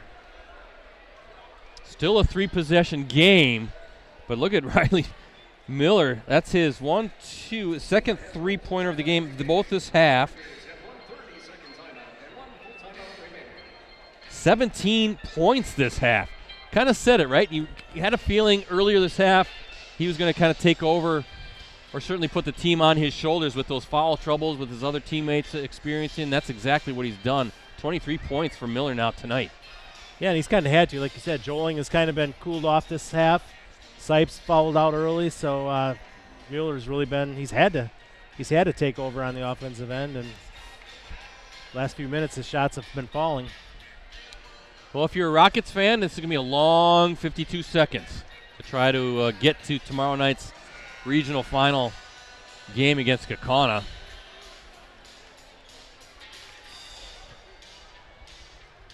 Got to wonder, these kids are young, but you got to wonder how much whoever ends up winning this game tonight, how much energy they'll come back, with tomorrow night against a well-rested Kaukauna team, which we're assuming probably had most of its starters on the bench for a good chunk of tonight's game. You have to, right? When you have that kind of a lead, why would you even play those guys? Right.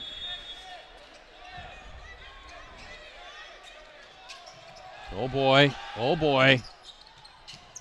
Almost didn't get it in. Good defense, but somehow the Rockets escape. Dawn, I think you just don't even shoot the ball. You make him come out and follow you, yep. Right. Looked like Dawn was thinking about it. Yeah, there's no reason to shoot right now. Make them follow you and go to the line. That's what happened on that last possession. They got the ball underneath and put up a shot and got it blocked, and then that led to the Miller three. Another free throw miss for the Rockets. Wish I could take the time to add up the free throws right now, but if you're knocking down even half of these free throws, this game would be well in hand. Yeah, we're only 71% from the line. Well, look at Young with another rebound, and he's going to the line. Another rebound for Young.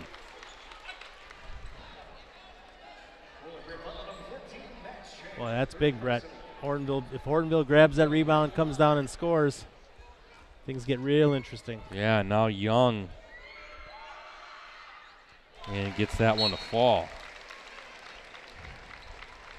He's got 15 points, Luke Young.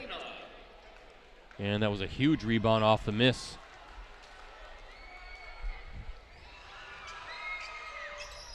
That one rims out, loose ball, and Charles somehow gets it, and we have a jump ball. Stays with Neenah, though.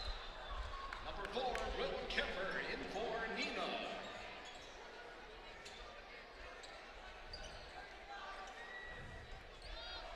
Kiel beats Denmark 60-54. So Little shoot Kiel tomorrow night. That'll be in Kiel. That'd be a good game. And yeah, that's just intercepted by Joling, and we're looking to find Young. Joling, a little shot fake up and good, and we're going to get another timeout. Not done yet are the Polar Bears. 30-second timeout, Polar Bears. That is their final 30-second timeout. Hortonville's going to have a chance as long as Neenah keeps missing free throws, Brett.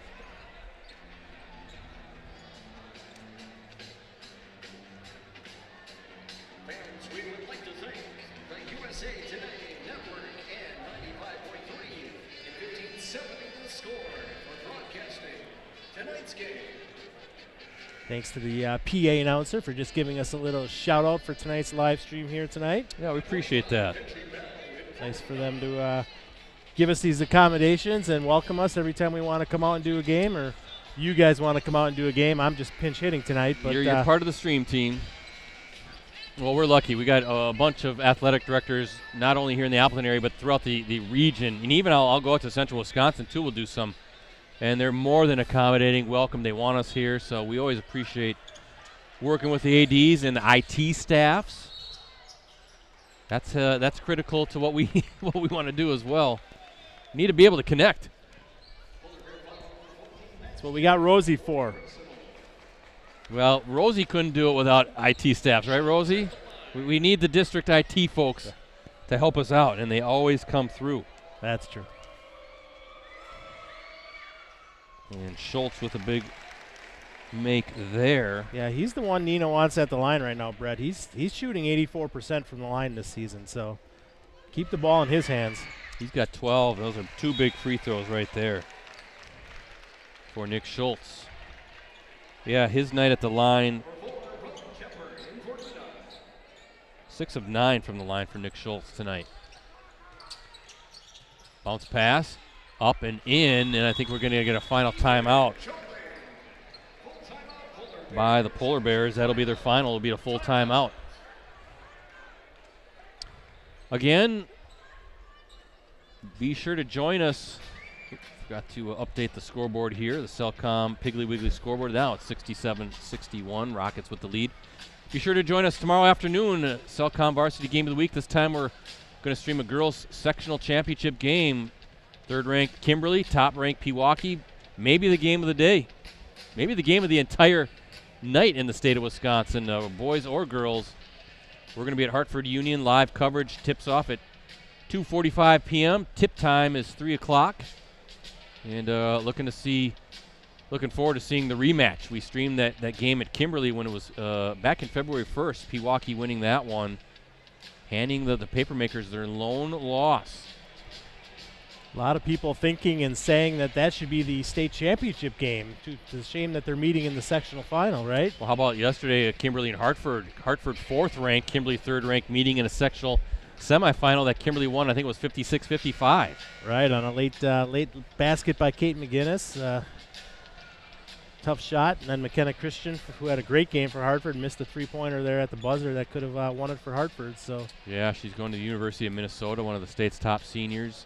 Of course, Kate McGinnis going to play at Belmont, where Emily LaChapelle is also playing, former Appleton East standout. That sectional was loaded, absolutely loaded. And it is too bad that they couldn't spread it out, but it is what it is, as they say. How about Young showing off his quarterback arm, and Schultz, he's fouled by Chan, and I believe that will be Chan's 5th. Quarterback arm, he was a tight end, wasn't he? Yeah, he's just trying to show those Duluth coaches that, hey, maybe I can play a little quarterback. He's going to be a defensive player there on the college gridiron. Play some safety. Yeah, he'll be a good one. But that should be a good game, and kind of like tonight, but a little bit different. It's got to be an advantage, right, that they've played each other earlier this season, Pewaukee and Kimberly? I mean, I think so. I think the more, everybody's got film on everybody nowadays, but still, I think the more you know about your opponent, the better, and you know what the individual players can do well, what they can't do well, and you try to apply it the best you can for those 36 minutes. Yeah, you're not going to be surprised. And remember in that game that we did on February 1st, Kimberly had 29 turnovers that night. Big-time pressure defense. Vanessa Johnson, I want to say her name is. Tremendous defensive player. They all are for Pewaukee, but boy, she was all over the floor. So you know that's something Coach Dave Lepisto, I'm sure, working hard to make sure they clean up those turnovers. And should be a whale of a game tomorrow afternoon at Hartford. Looking forward to it. Final seconds ticking off, and we're going to stay on the floor. But it looks like the Rockets might going to head on to Kaukauna tomorrow night.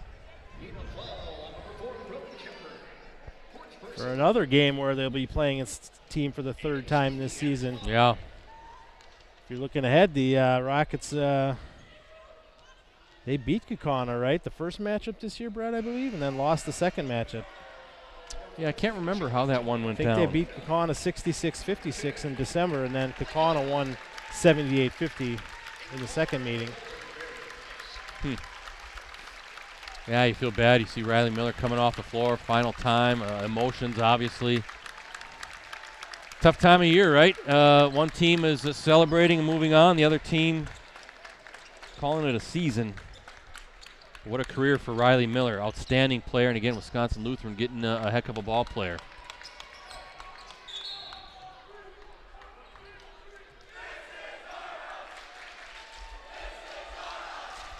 Neenah fans chanting, "This is our house," Brett. Joling now fouls out, picks up his 5th. Impressive win for Neenah tonight. No doubt about it. Say it all the time, Brett. It's hard to beat a team 3 times in the same season. It just, whatever that is that makes that hard to do. Bell knocks down the first. You know that Lee Rubbis and that staff are going to be burning the midnight oil, looking at some film on that Kaukauna team and trying to figure out a way to shut down that high-powered offense. It's going to be an interesting game tomorrow night at Kaukauna High School.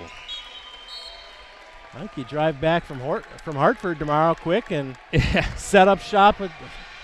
Do that one too. Yeah, I don't think that'll give us a whole lot of time coming back from. That was the unfortunate thing. We have done double headers before, but with a 3 o'clock start down at Hartford, there's no way we'd be back in time to do a regional final. But there's the buzzer, and that means this game is final. 71-62. Neenah with the win. They move on.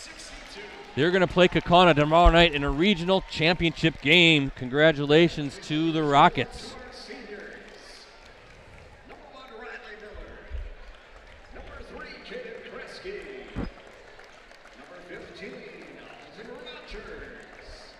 Well, Brett, I think the story tonight was just the second half. The way Neenah came out early in that second half, was able to draw some more fouls on the Hortonville players, get them in foul trouble, get some easy baskets, take the ball to the basket.